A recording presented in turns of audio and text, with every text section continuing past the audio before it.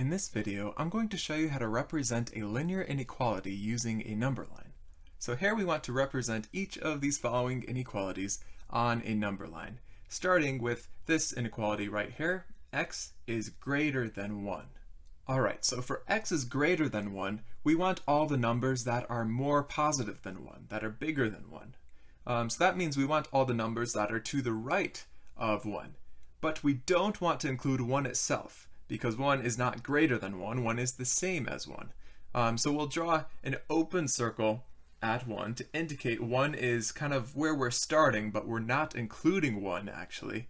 And we're going to take that open circle and extend to the right, because we want all the numbers that are more positive, bigger than 1. So take that open circle and now extend to the right, and there we go. There is our solution. Okay, now for x is greater than or equal to 1, it's the same idea, but this time we allow or equal to 1. We allow x to be 1. X could be 1 because 1 is equal to 1. So we're going to draw a circle around 1 again, but this time we're going to fill in that circle because 1 is an okay input for x. That makes the inequality true. 1 is greater than or equal to 1. And we're going to extend it towards the positive numbers, towards all the numbers that are bigger than 1. So that's to the right on the number line here. So extend that circle to the right, and there we go. There's our solution. Okay, now looking at x is less than 1. So this time we don't want the numbers that are bigger than 1, we want the numbers that are smaller than 1. In other words, more negative than 1. And negative is to the left this time. So again, we're starting at 1 because that's like our cutoff point, and we don't want to be equal to 1 because that doesn't work. 1 is not less than 1, 1 is equal to 1. So don't include a 1 here. Draw an open circle to not include 1, and we'll extend to the left this time to get all those numbers that are less than 1. So there we go. There's extending to the left. Put an arrow on that, and we're done. That's our solution. That's the graph of x is less than 1. For x is less than or equal to 1, it's the same idea. We want the numbers that are more negative than 1, but we also include 1 because there's the or equal to component of this inequality. So 1 is a valid input into the inequality. 1 is totally fine. It makes the inequality true. So let's go ahead and this time fill in 1 with a closed circle to indicate that 1 makes the inequality true. 1 is okay for us to have. And we again go to the left because we want the numbers that are more negative than 1. So there we go. Going to the left, and there is our graph. Now let's talk about compound inequalities, which are really just two inequalities that are somehow joined into a single statement.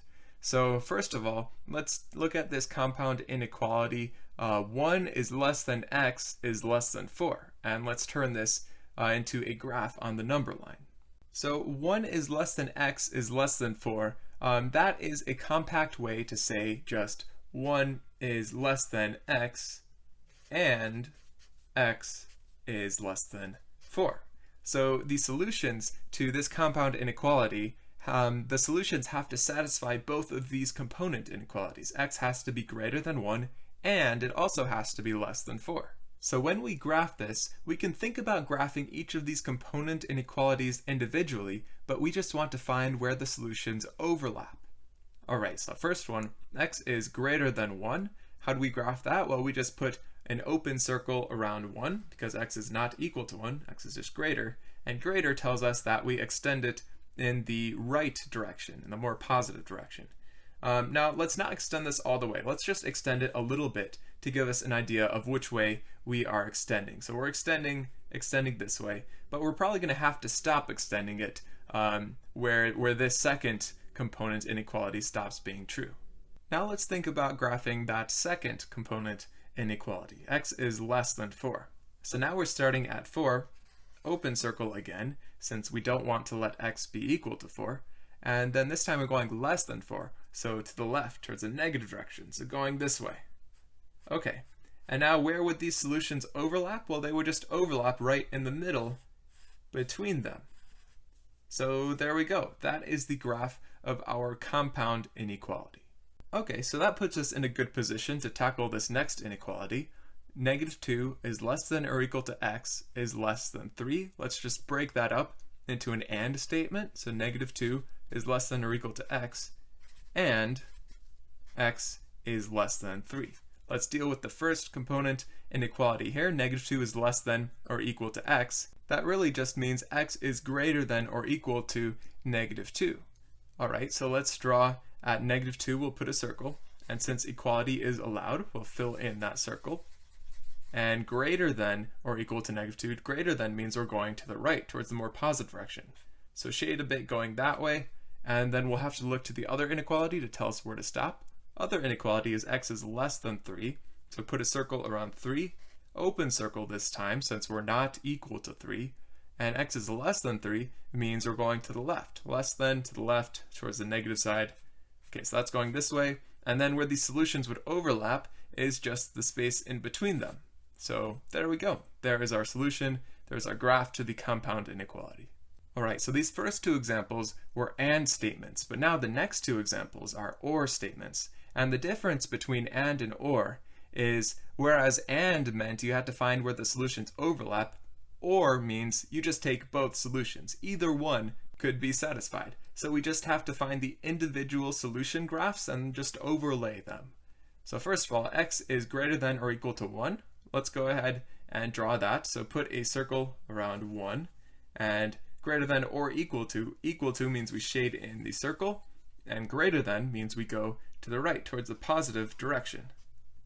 Alright, so that's the graph of the first component inequality. And then the second one, x is less than or equal to 0. Well, we're starting at 0, so put a circle around 0. We could be equal to 0, so fill in that circle.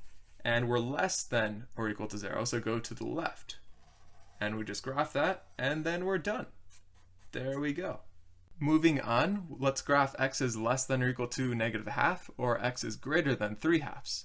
Alright, so this is fraction stuff here. A little bit more challenging, but that's alright. It won't be too bad. First of all, x is less than or equal to -1/2. We need to find -1/2 on our number line.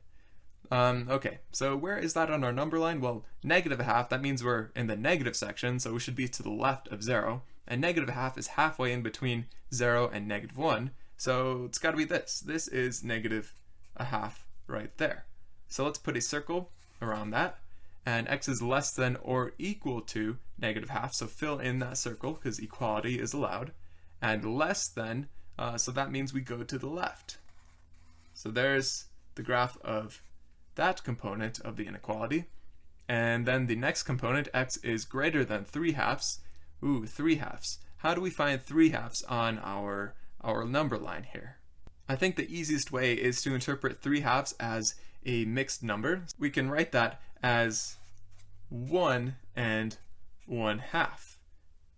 There we go. Because 2/2 is 1, so one more half is just 1 and a half. So 1 and a half, that's going to be a little bit after 1, but halfway between 1 and 2. So that's going to be right here. This is 1 and a half, or 3/2.